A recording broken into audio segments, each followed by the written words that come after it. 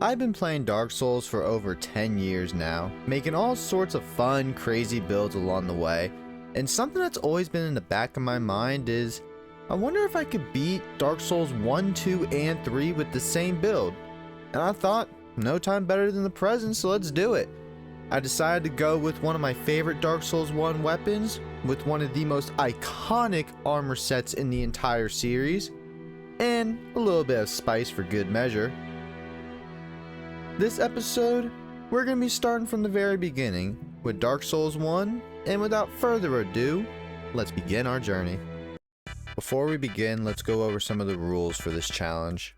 First off, we are going to be sticking to the build through all three Souls games, which is the Great Scythe, Elite Knight Armor, the Grass Crest Shield, and Sunlight Blade. And yes, we are going to allow the Slumbering Dragon Crest Shield from Dark Souls 2, and Lightning Blade from Dark Souls 3. Secondly, rings. This mostly pertains to Dark Souls 2, but I would like to use rings that were attainable in all three of the Souls games, such as the Life Ring, the Chloramphe Ring, Evil Eye Ring, and rings of that nature. I will be allowing the use of the Royal Soldier's Ring, the substitute Havels Ring in Dark Souls 2, but in turn, I will be banning the use of the Fap Ring and the Dragon Ring to balance out the exceptions I made. Lastly, any required items such as the Orange Charred Ring, Covenant Notorious, King's Ring, I will be allowing because we just need them to beat the game. Trust me, I tried to mess around with this a little bit, but we need them. However, items like the Storm Ruler that are just strongly recommended are not allowed. And I know I just said that was the last rule. This one doesn't really even pertain to this run. It's going to pertain more towards the next run. But while I am trying to get our said armor and weapon, I will allow the use of certain items and weapons just to make the runs doable. Alright, on with the run.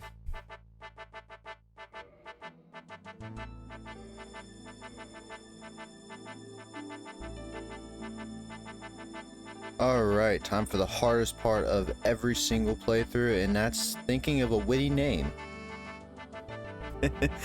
This is the funniest one I found. We're gonna go with it. You're not an alpha male if you're not deprived. Alright, after about an hour of character customization just to be whisked away the second I get my armor set, we're ready to go. Nothing like lighting your first bonfire.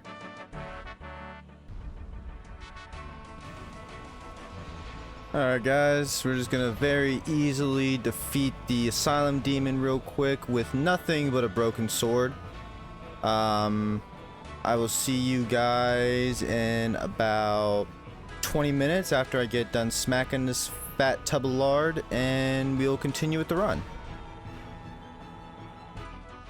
Helping us get out of here, and then we just come in here, see him hurt and withered, and we kill him for Sunny D. Hey there, buddy. Don't hurt your neck looking up. I don't know if y'all remember this, but remember like back in Target and Walmart when they used to have the video game stations and they would let you play whenever you're over looking at the video games, and you'd have to look up to see the TV because of how they had it positioned. And I don't know about you guys, but I used to sit there for 15-20 minutes, and by the time I was done, my neck was so stiff. I think we're gonna go, yeah, we're gonna go HP. Once we arrived in Firelink, of course we ran around and grabbed the Homeward Bones and the Estus Shard, but we also had access to our armor, shield, and weapon right away. So after we took care of all the beginning stuff, I went over the new Londo, through the gate, through the valley, snuck past the dragon. With a little bit of luck, we made it to our first trinket. Okay, I'm gonna... He's down. Okay, he's up there. So we can run in.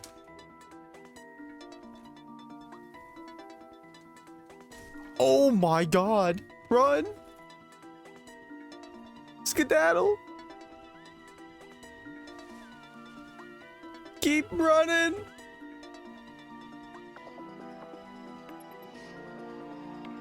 Oh my god. He wants our butt. Oh god, he wants our butt.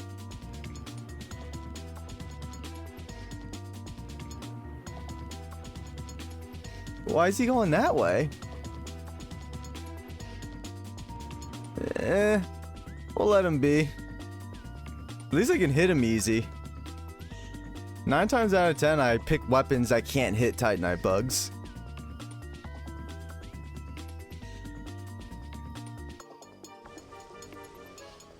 Go, go, go, go, go, go, go, go, go, go, go.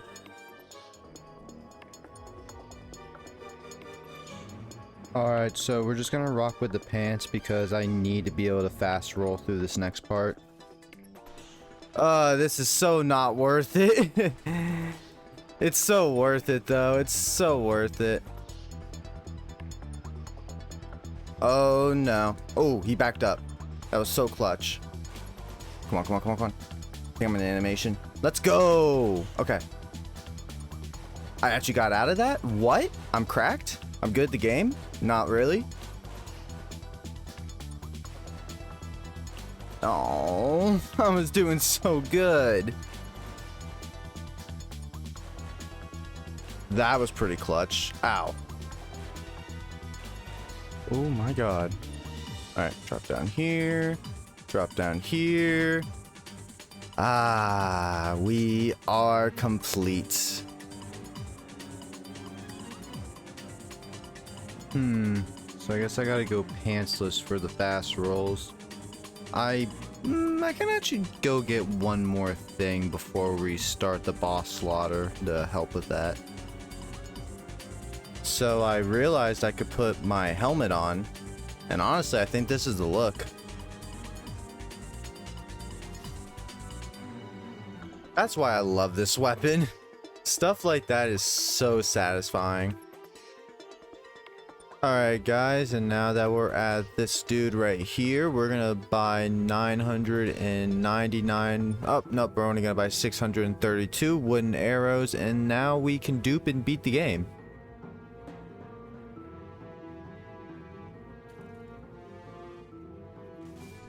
Easy game. The last thing on our checklist is going to be Havels Ring. This is just going to give us an opportunity to have a chance to maybe fat roll with the Elite Knight armor. Unfortunately though, Havel wasn't the easiest thing in the world for me.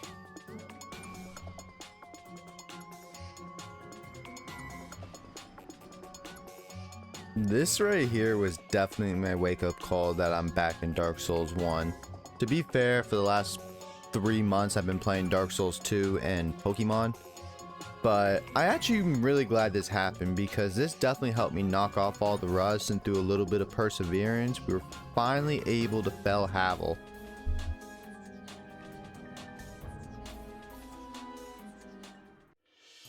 With all of our prep work finally done, it's time to go take on Taurus Demon.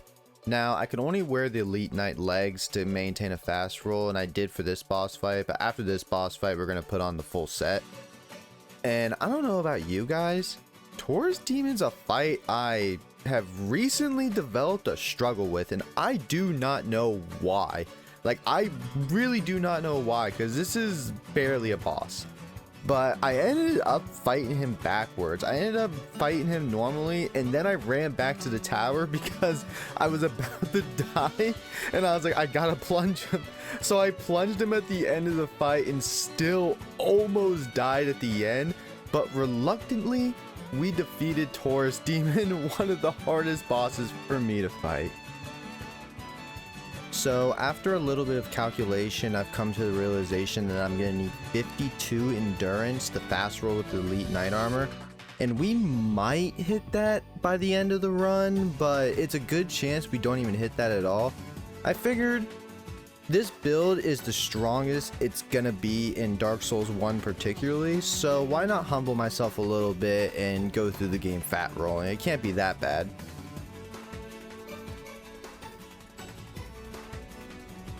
Can't you kill it like this too? Ow, ow. Thank you, fire. You saved me from being stupid.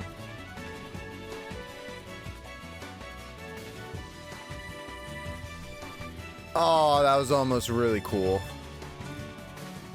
The two-handed strong attack on this thing is just so overpowered because like, you can have so much space. You get the 2 steps and then just extreme amount of range, and you can knock out like 5 or 6 enemies in one hit with it, honestly. Great Scythe is so overpowered in Dark Souls 1. Normally how I handle it is I throw an alluring skull in there and then I kill the sorcerer, but I forgot to pick up the alluring skull, so we're gonna do this the old-fashioned way, and that's by panicking. Oh, that was so satisfying. So like I said, we're not using the Fat Ring because we're so good at the game. So we'll just kill Lautrec back at Firelink.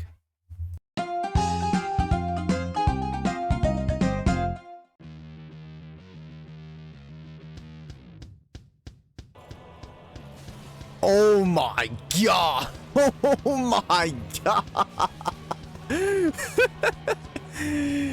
Easy game.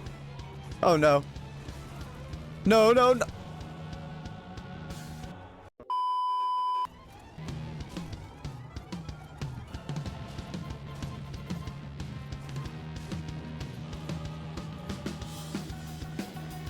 Easy game. Yes, I feel mighty now. And I should probably get one of these in case I mess up. I don't know about you guys, but I always loved the ambiance of the Dark Root Garden. It was always just so relaxing and peaceful to me. As relaxing and peaceful as you can get in a Dark Souls game. So I gotta talk about the Moonlight Butterfly, and no, it didn't kill me, but it took a really long time.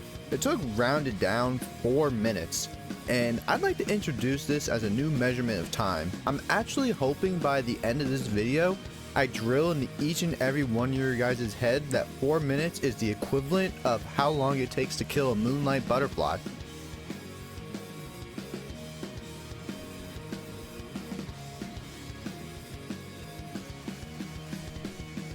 Yo, the Great Scythe is so good in this game. So bad news is I'm still not used to fat rolling, which definitely led to a lot of sloppy play, but good news is because I have full Elite Knight armor, I have a lot of defense and I'm willing to take a lot of hits. Like I said, it was sloppy, but it's done. I feel like that sword went right over my head, literally.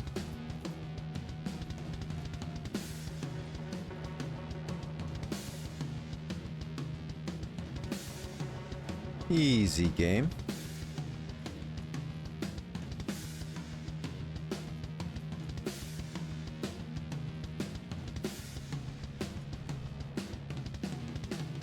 So for fighting a boss that I didn't even know existed until my 3rd playthrough of the game, and yes, that is a fun fact about me, Gaping Dragon's always been really easy for me. On top of that, this is the fight where I think I started getting comfortable with the fat rolling times, and the fact that I have a high defense for this part of the game. This fight really was just a breeze. Oh, and also the entire depths, including the boss fight, took me about 12 minutes and 30 seconds, so roughly 3 Moonlight Butterflies. I feel like I'm the 1 in 1,000 people who don't hate the upper Blighttown area. Like, especially when you can just run through it, it's not that bad.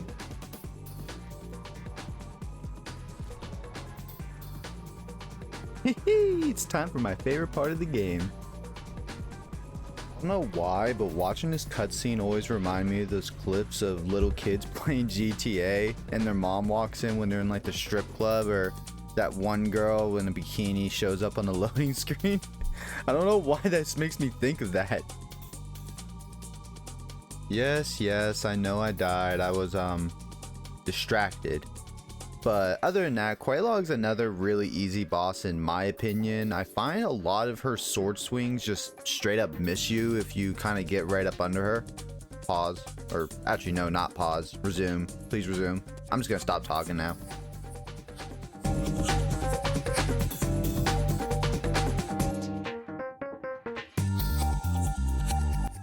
So I guess while we're over here, we might as well go fight Ceaseless. I don't want to cheese him though. I feel like that just would kill the integrity of the challenge. I always forget how tanky of a boy Ceaseless is when you don't just cheese him off the cliff. But even though this took me a little bit of time, I always get this weird sense of satisfaction when I fight Ceaseless the normal way.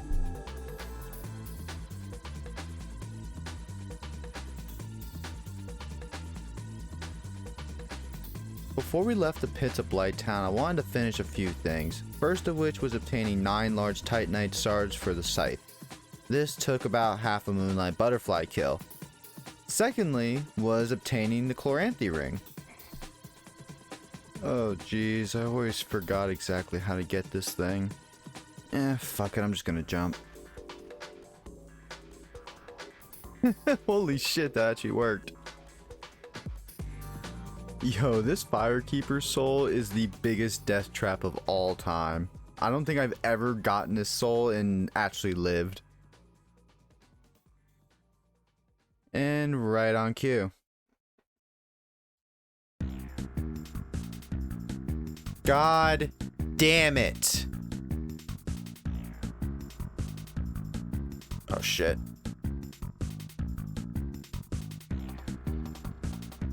Oh no! Oh, there goes all my humanity. Oh hey mate, I like your armor, it looks snazzy. Unfortunately, we didn't have the luxury of sitting back and watching Tarkus solo Iron Golem, but we didn't have much problems with him except for getting tossed and thrown on our back multiple times. Okay, that's a pause.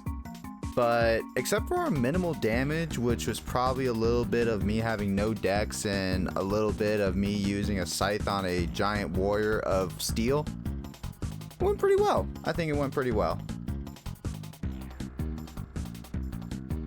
There is nothing like taking your first few steps in Anor Londo.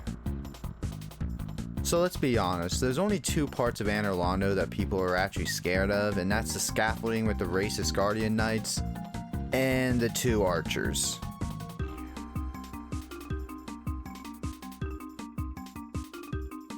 Why does physics work like that?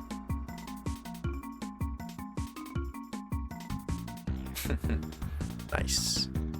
And in case if you're wondering what I'm doing when I'm not looking at boobs. Good old thunder and thighs.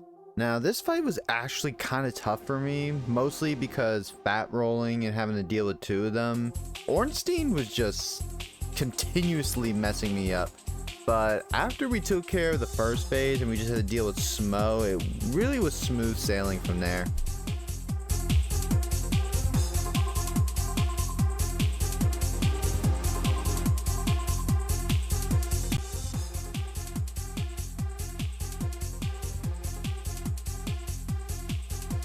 I'm a simple man.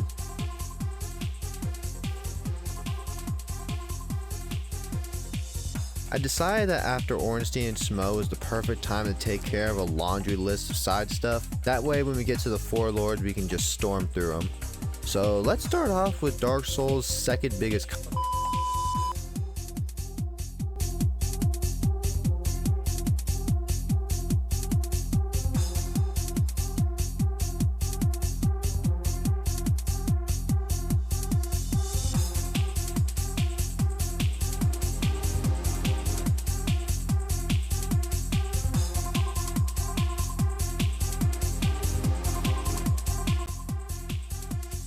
So what if the Firekeeper soul is just a cube of sugar that you're putting in your bottle of Sunny D, and that's what makes it stronger? Think about it. Welcome to my... Oh god. Oh god. Oh jeez. Oh jeez. Oh jeez. Oh god, I hate bone wheels. I hate bone wheels so fucking much. Oh god, this is the worst part. Oh god, please spare me. Oh my god! Let's go! Run! I made it. Phew! Did you really need to see me kill Pinwheel? Did you? I just wanted to hit the bonfire for later, but I can't see a thing. Oh, what's this? Oh god, I don't know where I am. Oh god, that's not good. Ah, damn it! Surely these bone wheel skeletons don't kill me this time. Surely these bone wheel skeletons don't kill me this time. Dude, I cannot see anything. This is so scary. I'm like inching forward, just trying to... I'm so fucking scared right now.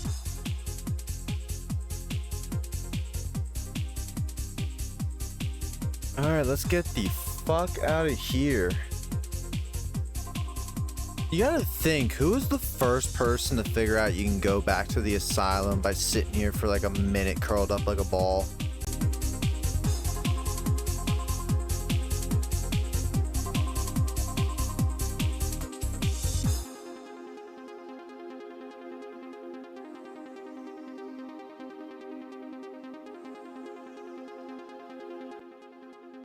Y'all remember running trains on zombies?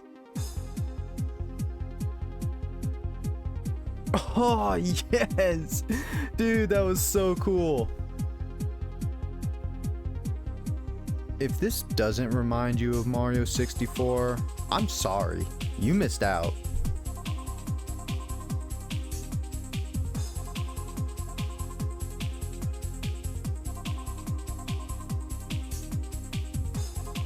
I always forget that toxic is just like a mild inconvenience and not a deathly hazard in this game.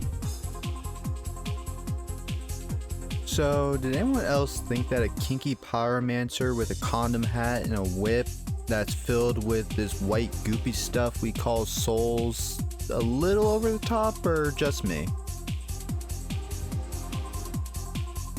Alright, sweet. All we gotta do is go down there past the bone wheel skeletons and hit the lever.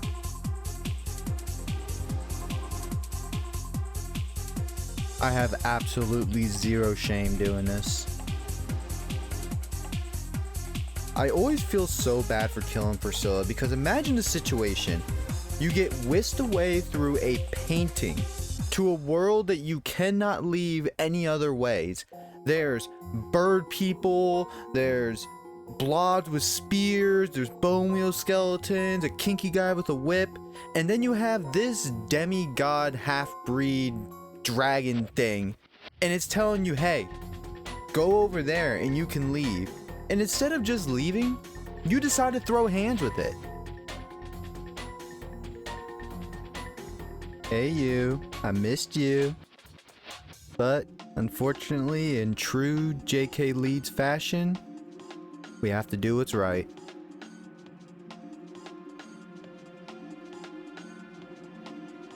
You know, I only pieced this together while editing this video. But you guys remember in Mario 64 that staircase room that goes on forever unless you either glitch through it or you have enough stars to go fight Bowser? Why is everything in Anor Londo a Mario 64 ripoff? Maybe that's why Anor Londo is so great. You can sit here and tell me that intelligence builds are better than faith builds all you want, and you're probably right, but intelligence builds will never have a sunlight blade. So, kind of the same deal with the Storm Ruler. I technically can't use transient curses because you don't need to use them, and they just make things a lot easier. So, we're gonna see how this goes. I'm really only worried about the room before you get the key. I'm hoping if I can just like run in and run out and maybe get the ghost to split up a little bit, I can just make a beeline for the ladder.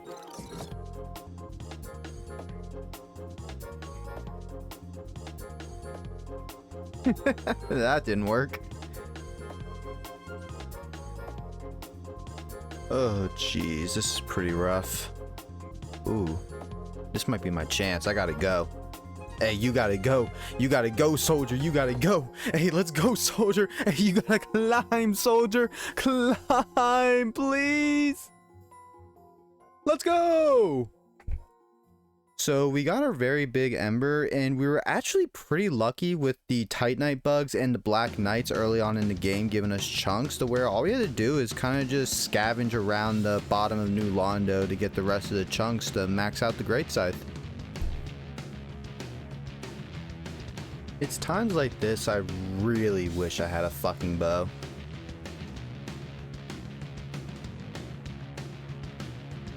Finally, jeez, that felt like it took like 2 moonlight butterflies. Okay, so this is like a serious question, but between Dark Souls 1, 2, and 3, is there anybody that we have communication with that actually benefits from us being in communication with them? Because it feels like they all just end up hollow, dead, or in this case, a whole lot worse. With all that being done in the time that it would take to kill a small colony of moonlight butterflies, we are finally ready to power through the rest of our adventure.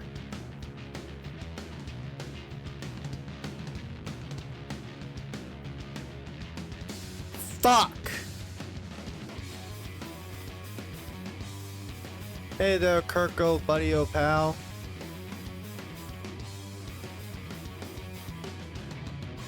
It was nice seeing you. Thanks for the 20k souls. 27k souls. So you may be wondering why you're watching both these boss fights at the same time, and no, it's not because they're right after each other. It's because these fights were literally identical. Watch. The bosses literally just jump, and then I smack them a few times, and then they jump again, and then I smack them some more, and we repeat this process until they're both dead.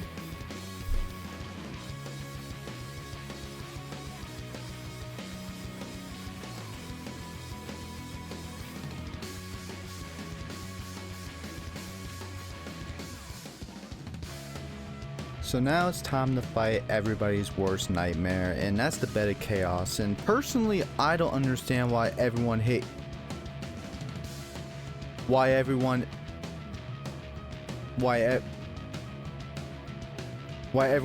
this boss so much. You know, I think I'm starting to understand. After 4.5 grueling moonlight butterflies, we have finally defeated this monstrosity that Miyazaki created.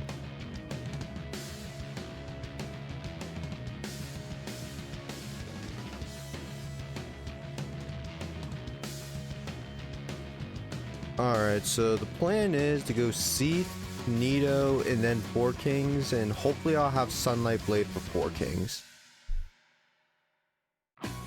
I've played this game for 10 years and I am just now learning you can leave the boss fight? Can you do this at every boss?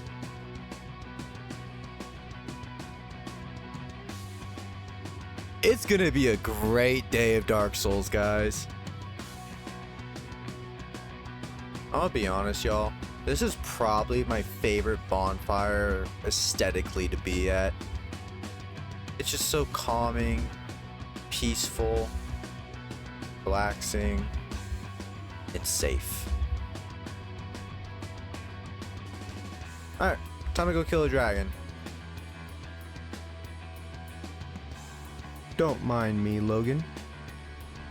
So we all know the blue Titanite slab. I like to do this little challenge before I fight Scythe every time to see if I can raw dog the invisible path and make it all the way to the end without any prism stones.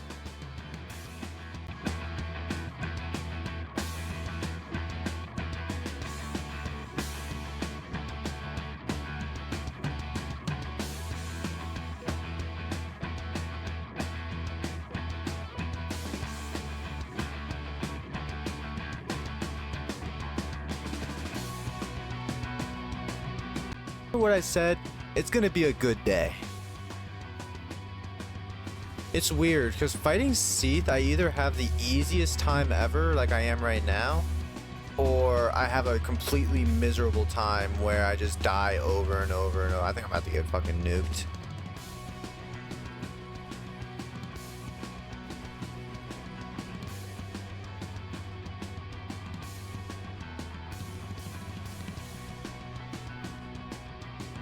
Where the fuck is it? Oh, I wanted to dance with the trident. That was lame.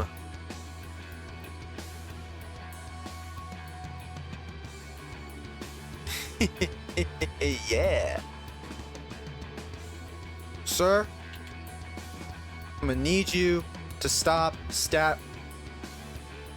I'm gone. Fuck this.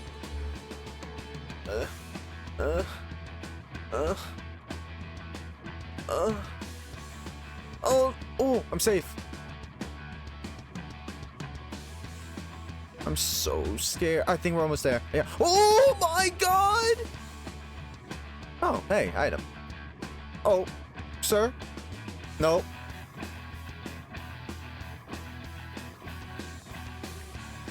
Oh my god. I'm gonna die. I'm gonna die. I cannot see. I am gonna die. Oh, that's the ladder. Oh, we're free. We're free. Let's go. Get out. Let's go. Let's go. Let's go.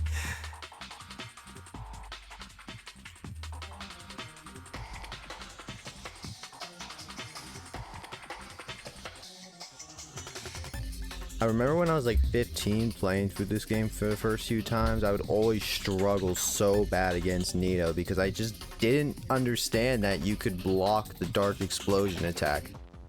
Once you learn that, this fight becomes a million times easier. That and if you use divine weapons, but we are not doing that.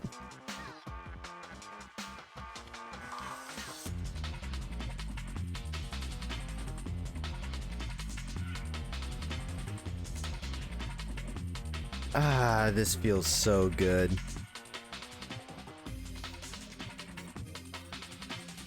You guys can't tell me this wouldn't make for a sick backdrop.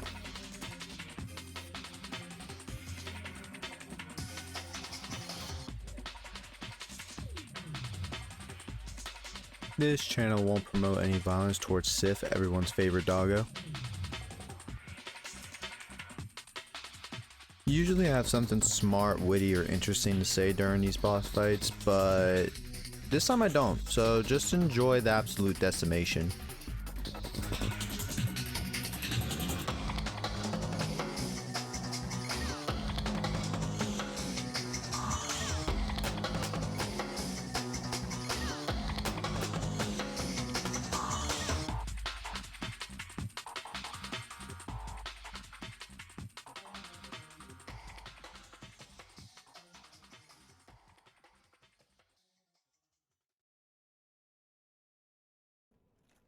I wish they turned the Abyss into a PvP arena.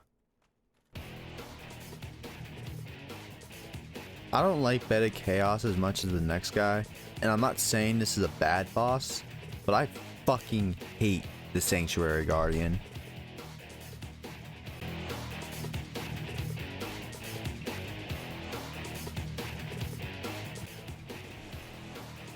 Yeah, fuck your tail. Ow.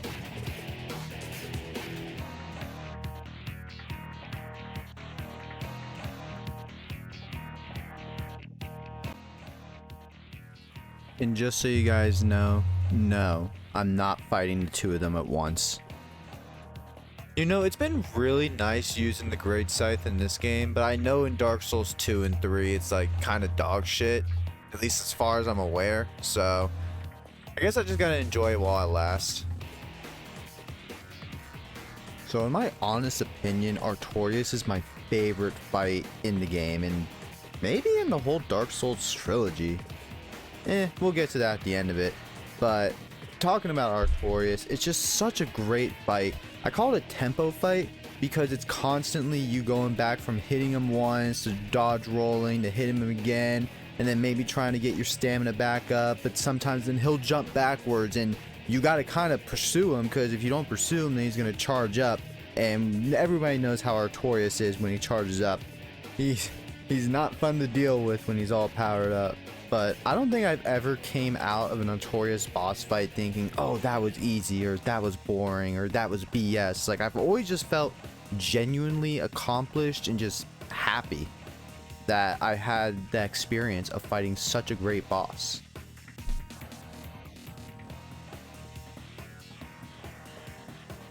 So another little habit I've been making in my Dark Souls playthroughs, if I'm not using the Soul of Scythe, after I kill Artorias, I like to drop it on his grave just because I feel like that's what Scythe deserves. He's a really good boy, and he deserves the best.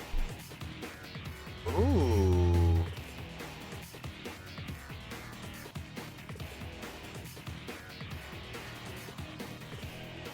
Yep, that's about as expected.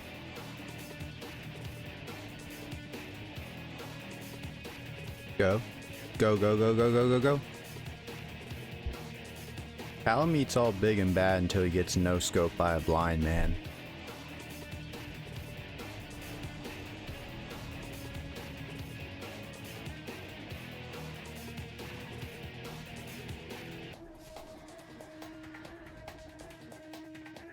I'll be completely honest with you guys. Ever since I did my cosplay challenge run where I cosplay as each boss that I fight, I cosplay as Calameet, and obviously I just did the full dragon transformation, so I beat Calameet as a dragon, so with my bare hands. Doing it with a plus 15 Great Scythe with Sunlight Blade is kind of a cinch.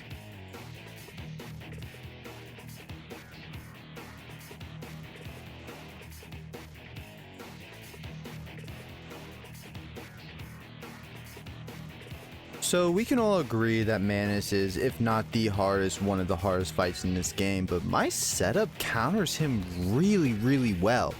So full elite knight armor will negate a lot of the damage from his physical attacks, which basically meant he was not one-shotting me. And also the poise. The poise was the main thing that helped me out through this fight, because I was honestly just poising through a lot of his swings to where I was getting counter shots, where I was able to heal through his attacks. All in all, this might be one of the easier Manus fights I've had in a long time.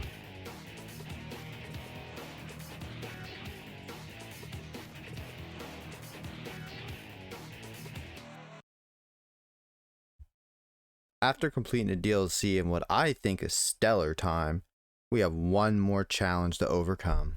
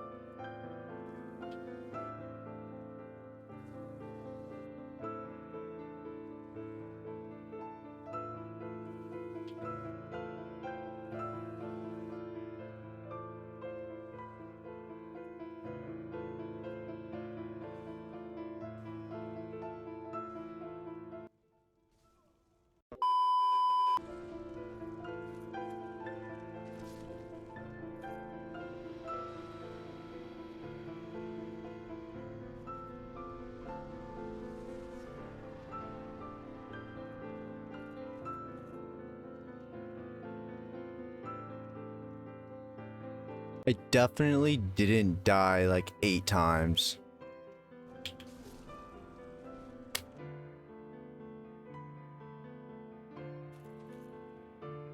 What?